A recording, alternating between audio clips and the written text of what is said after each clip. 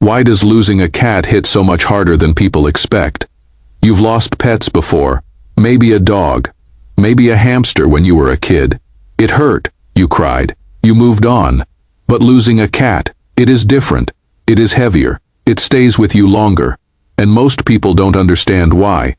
They say, it was just a cat. Get another one. And that is when you realize they've never really loved a cat. Today, 5 reasons losing a cat hurts more than most people expect. And the last one is the real reason you are still not over it.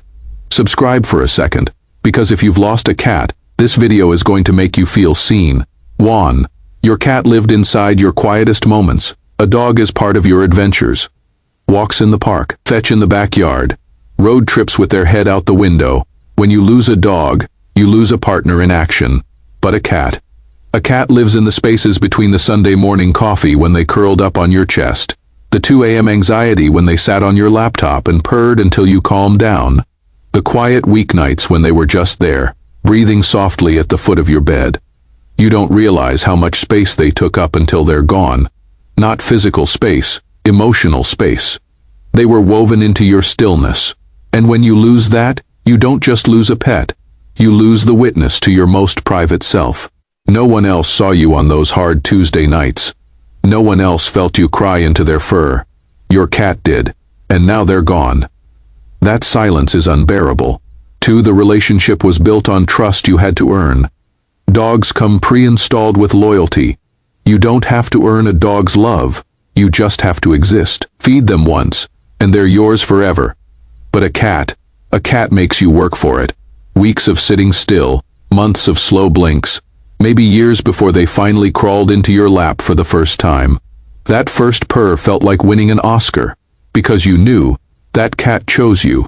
Not because you had food, because after watching every other human in their life, they decided you were safe. So when you lose a cat, you don't just lose an animal, you lose a relationship you built from nothing, trust that took years to earn, and that kind of loss doesn't heal fast.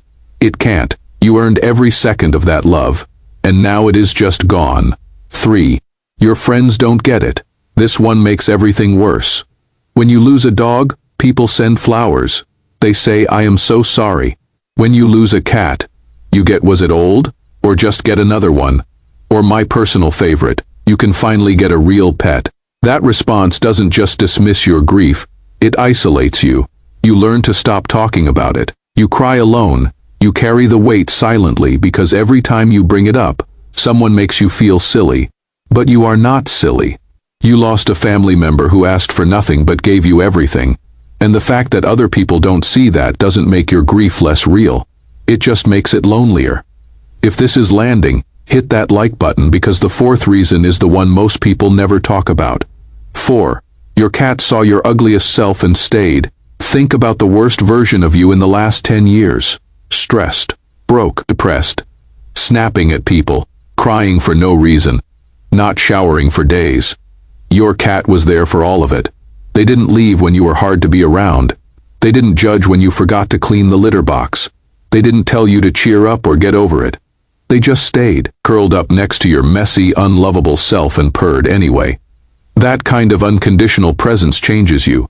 It makes you feel like maybe you are not as broken as you think. Because if this small, quiet creature still wants to be near you, you can't be all bad.